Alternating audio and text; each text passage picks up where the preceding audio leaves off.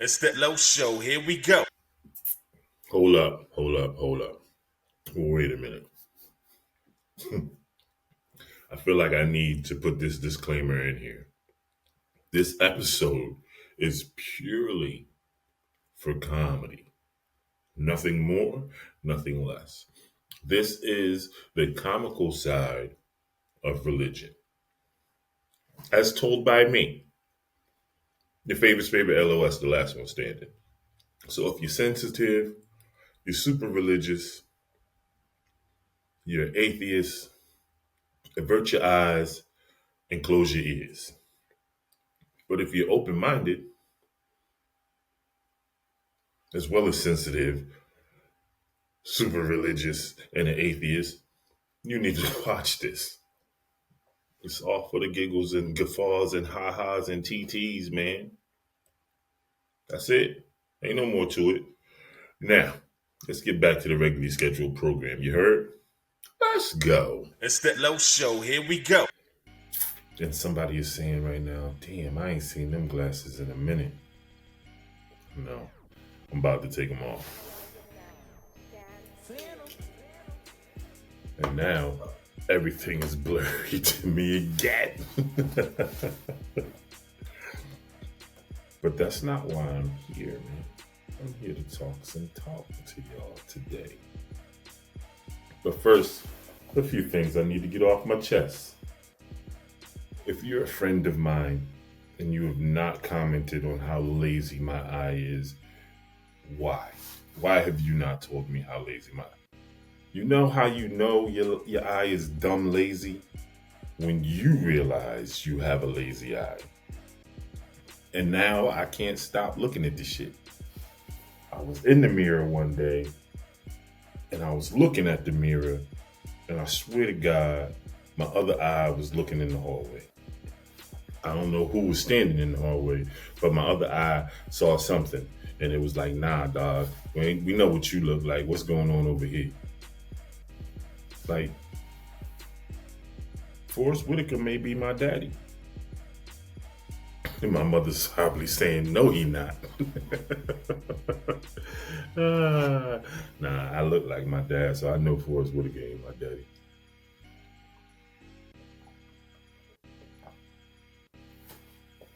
It's a good smoothie. Blackberry, avocado, banana, and spinach with oats and honey. Oh, and vanilla protein powder. Trying to get my bulk up.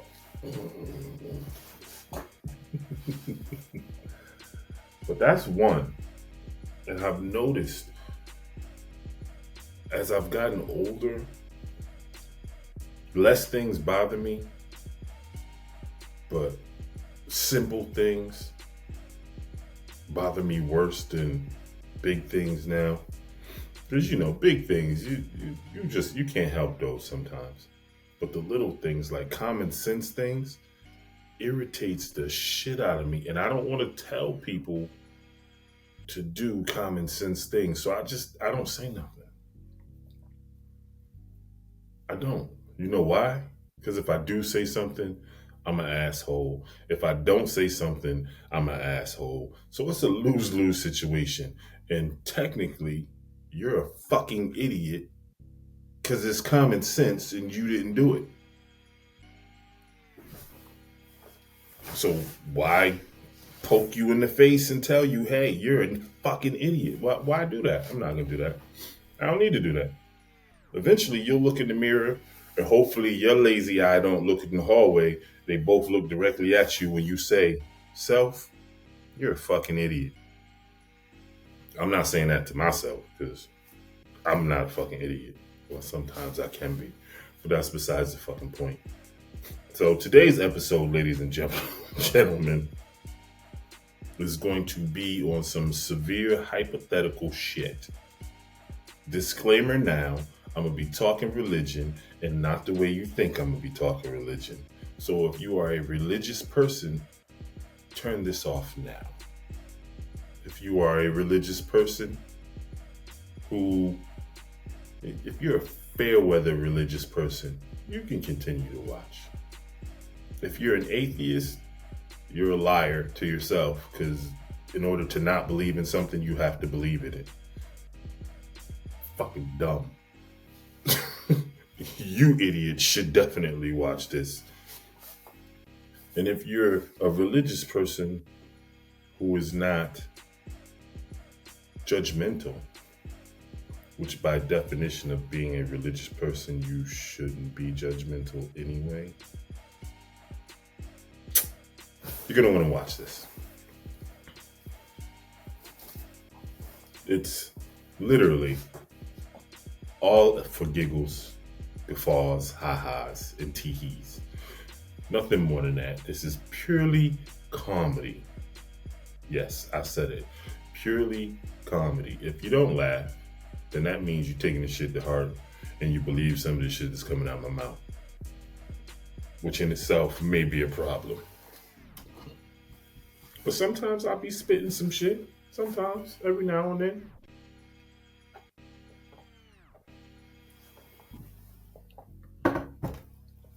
But let's get into it. Oh yeah, I'm Whalers out. I felt like I disrespected my Connecticut status on Halloween by being a New York tourist wearing all New York. It was crazy. Had a great time though. Yeah, I was a New York tourist who was in love with the Statue of Liberty. It's that low show. Here we go. Sidebar. The day I had that outfit on, I went to BJ's. Outside in the parking lot, someone yells at me, "The Whalers don't exist." And my response was, "Neither does your father." And I got in my car and kept it pushing, just like we about to do. Let's keep it pushing. We go get this episode started. Comical side to religion. It's that low show. Here we go. Yo, yo, yo. What it is, what it ain't, what it's gonna be. It's your favorite LOS, the last one standing in this. This right here is the last one standing room only. This episode is a hypothetical situation about religion. Some what if scenarios. Or some maybe he is, maybe she isn't scenarios. But don't worry. We just gonna fall into this. Now, in religion, God is depicted as a man. Right? Right. He's depicted as a forgiving, loving, caring, nurturing, strong man. The end all be all, the Alpha and the Omega. Right? Right. And he has a son, Jesus, with a woman named Mary, who was married and had not borne any children yet. So this brings me to my first point. God was a homewrecker. Yep, I said it. He was a homewrecker. Because why couldn't you just find a single woman to get pregnant, to have your godly son? Why could you not do that? Why did you have to find a woman who had a husband who had no children and do that? And some of y'all saying, oh, it's so that they could take care of the baby in a family setting. They needed the male and female dynamic so that... I get it, but still, he's a homewrecker. You can argue the point all you want. If God was a woman, she would have been a homewrecker for doing that, right? But I'm going to get to that. Don't worry. It's coming on. It's all going to come full circle. So now that we got that out of the way, he's a homewrecker. He has this child with this woman. He is not there, but technically he is there because he's everywhere, all the time at once. But that's connected to something else I'm going to talk smack about in a minute. So he has this child, this bastard child. So technically, Jesus was the first bastard, right? Am I wrong? I'm saying, if I'm wrong, I'm wrong. But it sounds like the definition of a bastard is he who does not know or have a father, but he does have a father. He just don't know who his father is. And even if he did know who his father was, his daddy was gone. So if he wasn't a bastard child, then Jesus had a deadbeat dad. Because, wait, listen, hold on. Let me explain. By definition, he was a deadbeat. He ain't come down to help him. He left him down here to do everything by himself. He watched his son get his ass whooped. He watched his son die. He watched his son get murdered. He watched his son be stoned. He wasn't even there for the birth, technically. So he was the epitome of a deadbeat dad. God was the first deadbeat dad. Right? Again, this is purely comedy. This is not serious. But it's questionable. These are questions you can't ask in the right setting. Don't go to church and do this shit. The pastor might throw you out. And they're not supposed to throw you out, but they may just throw you out. Speaking of throwing people out, we're going to get past the whole son thing. So he left his son down here to do some unspeakable things by himself and didn't help him. Now, meanwhile, up in heaven, he's having problems. One of his other children is misbehaving and trying to take over. Lucifer, the gentleman we call D. I'm not going to say that word on, not going to do it. But he casts Lucifer out of heaven and sends him down to hell. Now, is God not supposed to be a forgiving deity? Forgiving, forgiving, right? So why did he throw his son out? His favorite son at that. Said to be the most beautiful of all the angels. Were you jealous, God? Were you mad at your son because he tried to take over? What was the problem? And like any boy, isn't he supposed to try to take over where his father is? He's supposed to want to, be a part of the family business, so to speak. So if he was really forgiving, wouldn't he have let Lucifer stay and just checked his ass and told him, look, when I am gone or my time is done, then you could take over. But for now, sit back, watch, ask questions, and learn. Why he ain't do that? Why he cast him out? And then sent him to the deepest, darkest depths of the world and told him he get all the dead people to deal with. And now we blame him for all the bad things that happen. And forget that he is technically an angel. Technically. Again, I'm just saying, why he throw him out? What'd he do?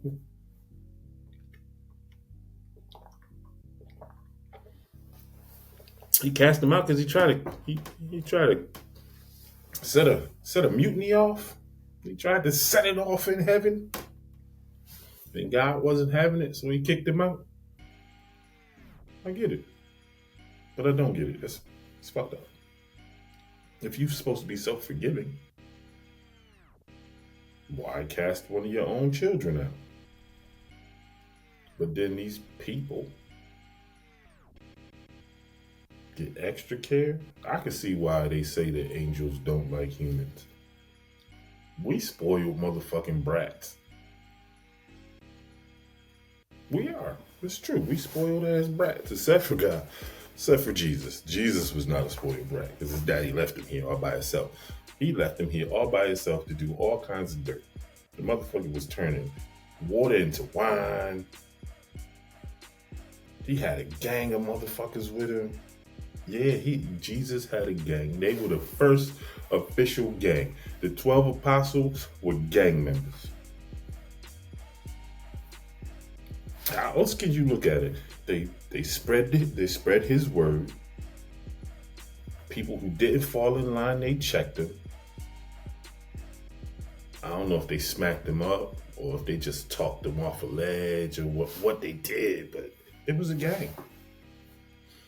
And then one of the most famous paintings on the planet is a painting of a gang dinner. And some gangs, they call your anniversary the High Holy Day. So, where did that come from? The 12 apostles were gang members. All of them. Every last one of them. And Jesus was the president of the gang. Right? It's wild. I'm just saying, it's crazy. Now, on the flip side of that coin, what if God was a woman? She would be an absentee mom, technically. If God was a man and he was a deadbeat dad, she would be an absentee mom. And a lesbian. Because she impregnated Mary. That's just crazy. It's crazy, right? That's some weird shit. But when you think about it, all the things that happen to women, the bad things, well, not technically bad things, but all the painful things that happen to women, I'm sorry, women. I'm sorry, ladies. I wish y'all didn't have to go through that. But only another woman would do that to women. Right? I'm just saying, y'all, some of y'all petty than a motherfucker. Some of y'all see other women and be like, this bitch thinks she pretty. She could be the prettiest motherfucker on the planet. And you like, she ain't all that. What? Why? Why so hateful? Y'all, somebody sitting there saying men do that too. No, we don't. We do not. I could give a fuck less. Don't matter to me. But then again, I'm cocky, so sorry. But yeah, only a woman would do that to other women. And a lot of y'all be blaming it on Eve. I feel bad for Eve. She get a bad rap. She was hungry. She bit the apple. Maybe Adam should have fed her ass. Maybe there should have been something more than fucking rabbit food in the Garden of Eden and she wouldn't have took a bite of the apple. And who sends a snake? Now, you saying Lucifer turned himself into a snake to tempt Eve because God put them down there in the Garden of Eden. You really think Lucifer did that? Because his daddy kicked him out. He was being vengeful. He's being a spiteful little prick. Probably. That may have exactly been what happened. But still, Eve should not have bit the apple. Why she ain't just listen to Adam? Adam told her not to do the shit. She did the shit anyway. So if you blaming Eve for all your woes and worries and pains, women, I ain't mad at you. Blame her. But what if God was a woman who was super petty and was taking out all her frustrations and aggravations out on y'all? That would be some foul shit. Right? No? I think it would be. It's crazy. But, yeah. So if God was a woman, she would A, be a lesbian, be an absentee mom, and be petty as hell. Right? Y'all petty motherfuckers are sitting there like, yeah, but Maybe she had a reason. The fuck? She's supposed to be forgiven. She can't be petty. And who the fuck was the daddy? Now, she a homewrecker too. That's crazy. That's just madness. I can't even believe I came up with them theories. I had to be high when I did that. My mom and my grandmama probably like, I'm gonna kill him.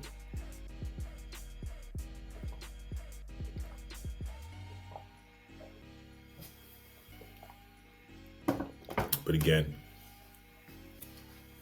this is all theoretical, all in the name of comedy. Nothing more, nothing less. If you got some giggles out of it, I did my job. That's exactly what I meant to do. If you started questioning things that you've been reading in the Bible, that's on you. That's your fault. Not my problem. Not at all. I may have Dr. Vic'd a few things in this conversation on this episode, but other than that, I was just trying out some material, seeing how it go over in case I get on stage one day and I want to do a little God story. Who knows? It could happen. What? I'm not funny enough. Fuck out of here. I'm funny sometimes. I'm not funny all the time. I'm funny sometimes. That's why I host events. I'm not the guy you're waiting to hear be funny. I'm the guy that gets on stage, happens to be funny, and introduces the funny motherfuckers. That's what I do. But, alas, I do believe this episode is over. Yeah, it ain't really no more to it. I just wanted to talk some shit and get that off my chest, and now that episode is done, I don't ever have to do it again unless I get paid to do it. Now, if somebody pays me to get on stage and talk about this shit for 30 minutes, I will. Even though this episode is probably not going to be 30 minutes, I would have to definitely create some more storylines attached to the whole Jesus being the president of a gang and his 12 apostles being his gang. Jesus is smack dab in the middle of that painting, just directing traffic while he's sitting there, pointing at shit. They just breaking bread and drinking and enjoying themselves, playing music and shit. But anyway, that's it.